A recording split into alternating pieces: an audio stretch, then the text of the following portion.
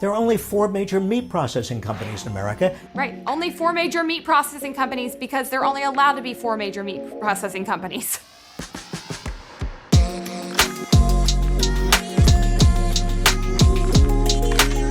Hey guys, I'm Hannah Cox and you're watching Rigged. Join me as I react to this new video from Robert Reich called You're Being Lied to About Inflation. Let's check it out. Inflation. Everybody's talking about it, but ignoring one of its biggest causes, corporate concentration. Now, prices are undeniably rising.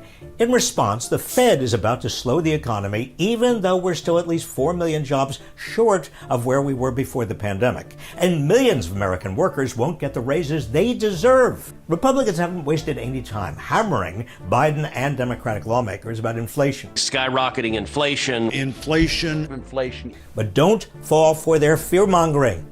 Everybody's ignoring the deeper structural reason for price increases, the concentration of the American economy into the hands of a very few corporate giants with the power to raise prices.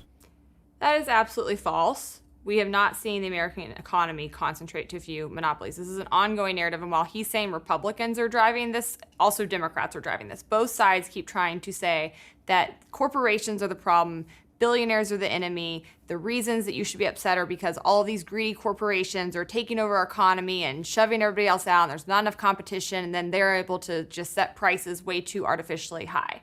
All of that's bogus. There is still plenty of competition in the US. We still have the vast majority of Americans who are employed by small businesses, not large corporations. And what he's about to do is totally detract from the real reasons inflation is so high, which have everything to do with your politicians and the public policy they're setting, and very little to do with the actual companies and people who are merely trying to buy and sell goods. So I already think that this seems like propaganda. The fact that he's saying that they're trying to fearmonger you, I also take issue with. There's nothing to fearmonger about. We have the highest inflation we have seen in 4 decades in this country, and that's only if you go off the government's numbers, which I would say are probably artificially low. That means that millions of Americans have actually taken a pay cut in the past year. That means your savings are worth less, your retirement is worth less. That means people living on the margins are being pushed into poverty. This isn't fear-mongering to call this out and address it. This is serious business. And the thing that makes me mad about this is that this very problem was predicted by anybody with even a basic economic 101 literacy during the pandemic when they started passing trillions of dollars in stimulus, flooding the economy with new dollars, and then restricting the supply chain. So we'll circle back to that if he doesn't, but that's the real reason inflation is so high. If the market were actually competitive, corporations would keep their prices as low as possible as they competed for customers. Even if some of their costs increased, they would do everything they could to avoid passing those costs on to consumers in the form of higher prices, for fear of losing business to competitors. But that's the opposite of what we're seeing.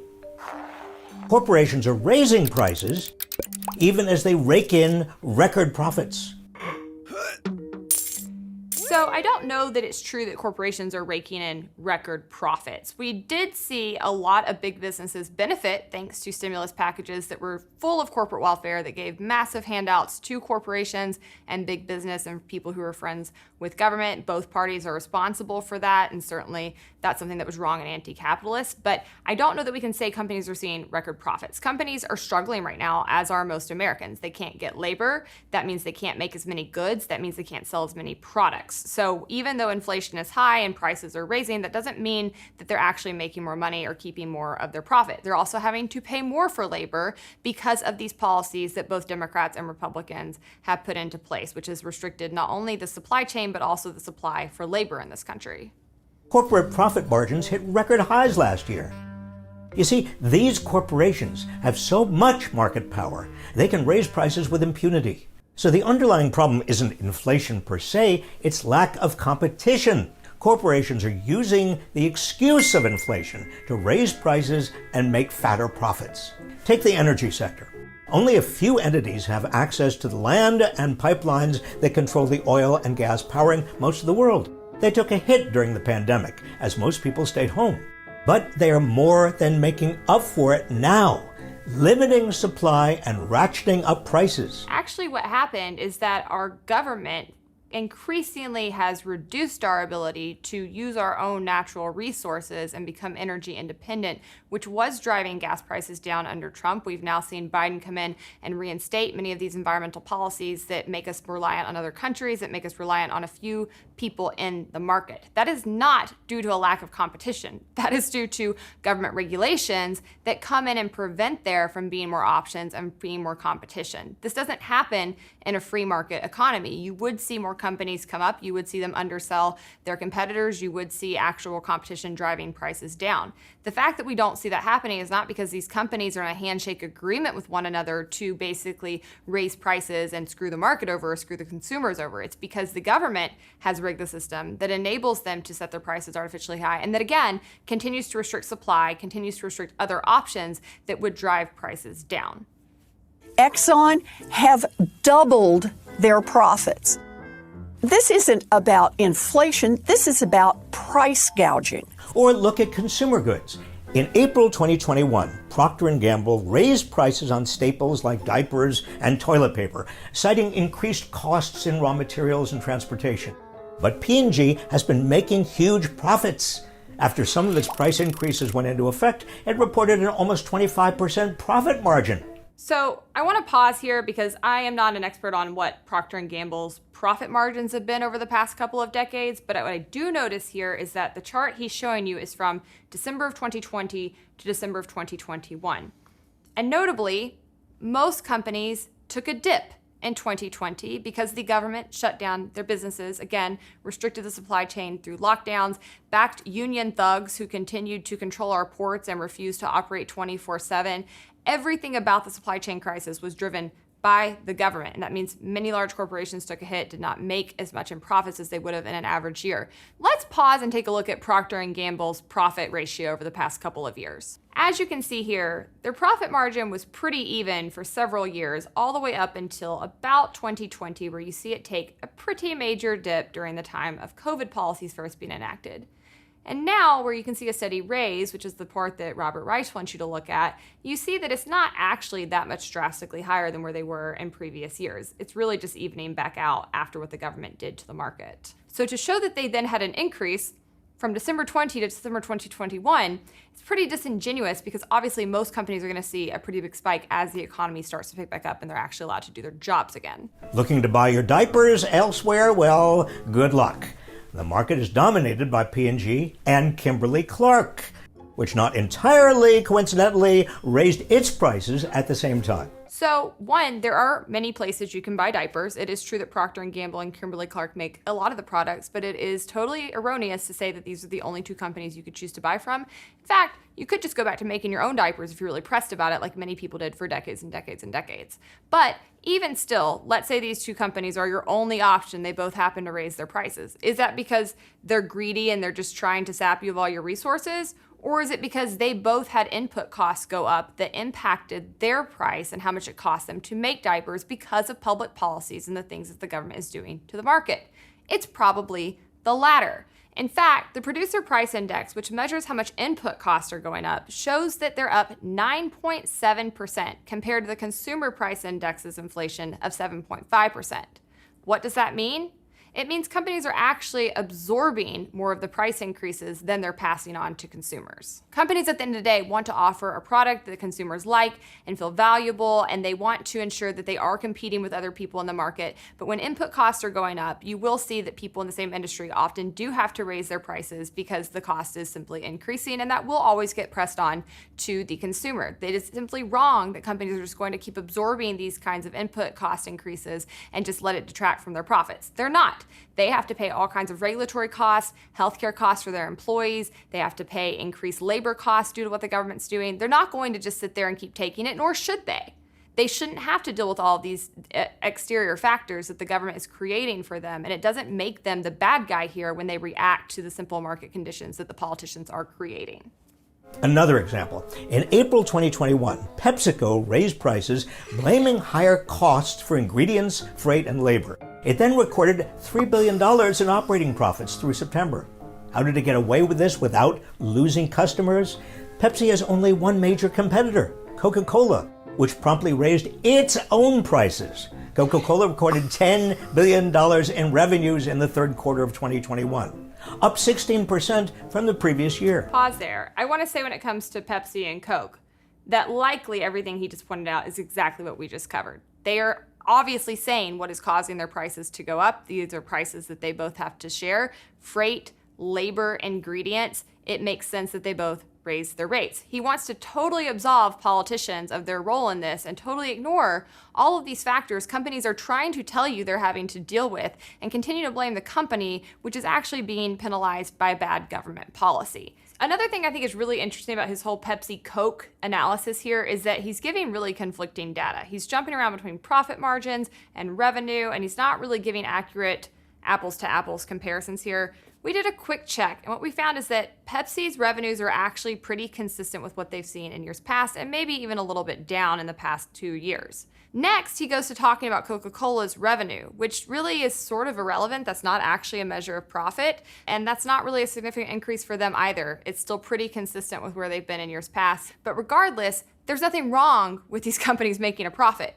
That is their end-all, be-all goal, is to make a profit so that they can continue to provide a product, continue to expand their business. That ends up being jobs for people. That ends up stimulating the economy. There's nothing to demonize here about these companies making money. And if they need to raise their prices to do that, to deal with the market conditions our government continues to influence, then that's what they're going to do. He's still not getting to the root cause of the problem. If you really want to know prices are going up, you need to dig into the public policies that are leading to it. And he's totally glossing over that. And I feel like he's trying to be very distracting by just throwing lots of random numbers out there.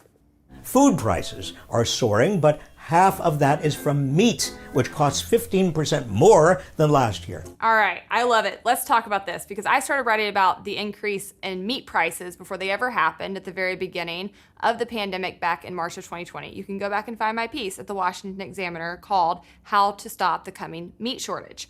Why was I able to write this back then? Because it was so obvious to anybody who knew anything about our meat industry and about the regulations on it that this was going to happen. And this is why you should actually be very angry at politicians, because anybody could have predicted and did predict that inflation would be a result of the policies and that it would start to impact things that people really need, like your food. Let's run it back. Basically, in this country, to be a meat provider, starting in about the 1960s and 1970s, the federal government came in and created the USDA. They then said that in order to process meat, the vast majority of farmers have to go through a select number of butchers that guess who owns and controls? The federal government. And that means that the federal government gets to set the price of meat. There is no supply demand. There is no actual price mechanism going on in this industry. Farmers have to show up, often drive miles and miles and miles, carry their cattle, carry their produce, show up, and then they get told once they sell their meat how much they're going to get paid per pound. What was obviously going to happen when all of this started to set in was that farmers were not going to be able to always get their products to the select number of regulated butchers. They were then also not going to be able to sell their products to the market directly. And so what they largely have done is starting to move away from growing these kinds of produce because they'll end up losing money on it. Representative Thomas Massie tried to address this issue starting back in 2019 with a piece of legislation called the Prime Act that actually would have gotten rid of some of these regulations and let farmers get back to actually taking their produce to the market and setting the price they need to compensate for the cost of purchasing the animal and raising it. But that didn't happen. And so increasingly we've seen what was predicted, which is that there is a meat shortage, and that has caused the price of meat to skyrocket. All of this could have been avoided if government would have simply deregulated the market and let people get back to buying and selling, which would be real capitalism. That never happened, and so government is solely to blame for the meat crisis. There are only 4 major meat processing companies in America. Right, only 4 major meat processing companies because they're only allowed to be 4 major meat processing companies. Which are all raising their prices and enjoying record profits. Get the picture? The underlying problem is not inflation, it's corporate power. It's government-backed corporate power. It's government coming in and saying these 4 companies get to exist to process meat and nobody else. That doesn't just happen. That's not a problem with the market. That's not a problem with capitalism. That's not a lack of competition. That is the government entrenching itself and saying these 4 get all the power, these 4 get to have all the money and nobody else. That's cronyism. Since the 1980s, when the U.S. government all but abandoned antitrust enforcement, all American industries have become more concentrated. All right, that's not true. Also, in the 1980s, we abandoned antitrust because it was pummeling our economy. It was at its height in the 1970s, and you can go back and look at how that was going in the economy. It was going terribly. There was rampant stagnation. There was all kinds of supply shortages. It was not increasing competition, and it was a terrible standard. The way they used to look at antitrust up through the 1970s was they came in and said, are companies acting in a competitive manner? Is there enough competition? And then they decide based on that. What happened is scholars started looking around, economists started looking around, judges started looking around. They recognized that what they were doing under antitrust was actually hurting the economy. It was the government picking winners and losers based on totally bogus grounds. And instead, we got some really great legal precedents in the 1970s and 1980s out of the Chicago School that said instead, if we were going to use antitrust to come in and break up companies, the standard should be something called the Consumer Welfare Standard, which essentially said, is a company actually a monopoly, which is very, very rare in this country? And if a company actually is a monopoly, is it using that monopoly power to harm consumers? That is exactly how these things should be decided if we're going to have antitrust laws at all. Are consumers being harmed? And usually the answer is no. And so we have seen a dissipation away from antitrust, and our economy has boomed because of it. It's terrible law. We very rarely have needed it throughout our history. And the only reason people like this are gunning for it now is because they want the government to have more control of the market.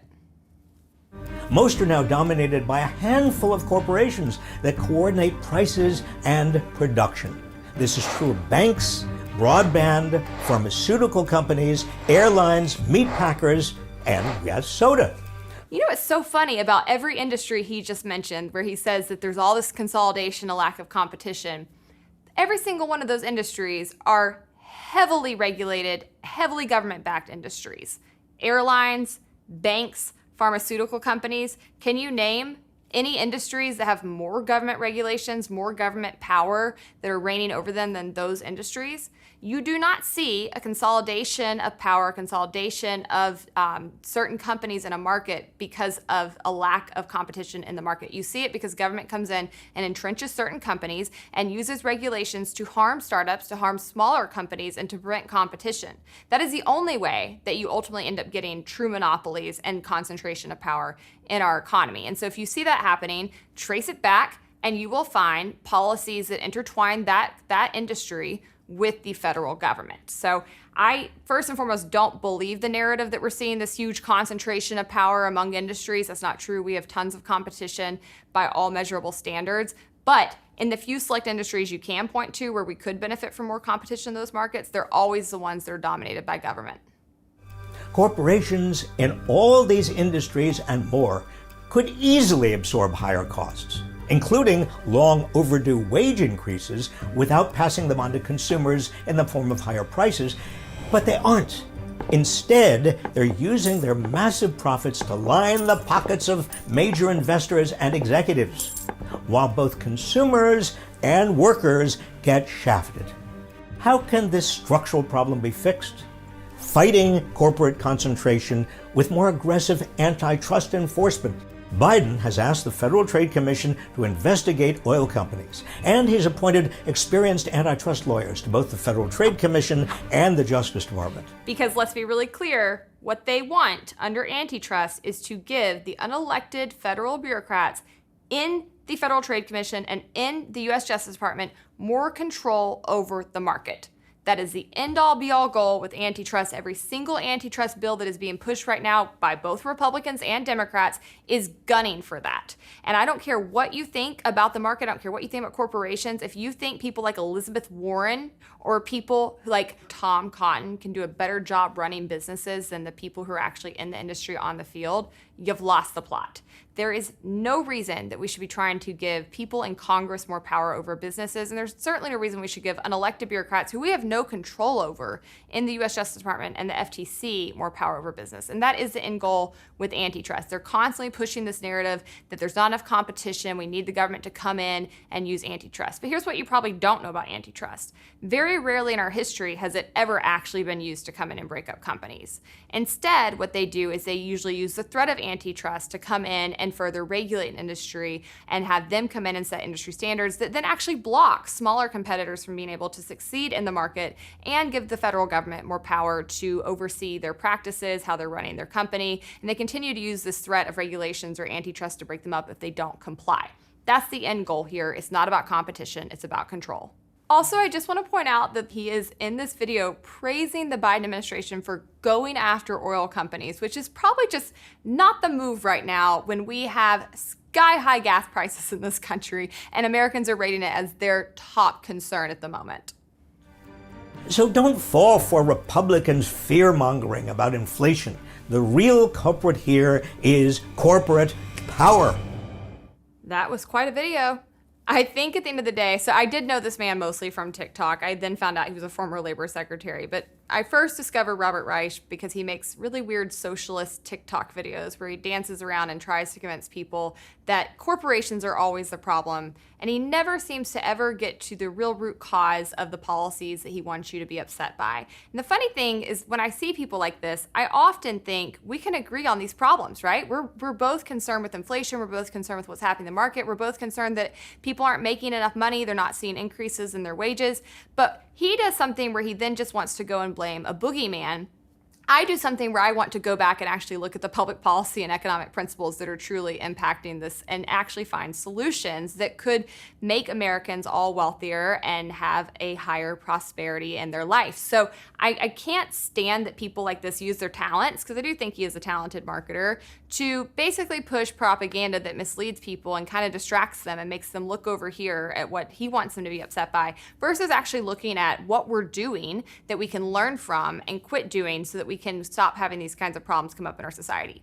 Everything that he complained about in this video, again, was predictable and predicted by people in my camp beginning in the very beginning of 2020. It was not rocket science to know that this would happen based on the policies of the Federal Reserve and Congress, and we're now reaping the repercussions of that. But instead of looking back and having an intellectually honest conversation about what our government did to us and to our economy over the past 2 years, there are still many people who want you to continue blaming the creators, the people who are actually making things, the people who are actually creating jobs, stimulating the economy, producing income, and they want you to be incentivized to want to pummel those people with more government policies that exercise more control over the market. That's hugely problematic. There are sometimes problems within corporations, but as a whole, them making profits, them continuing to increase their revenues is not a bad thing. We want them to do that. It would be really bad if we saw companies going in the opposite direction in this country, which is what would happen if the policies of Robert Reich ever got put into place.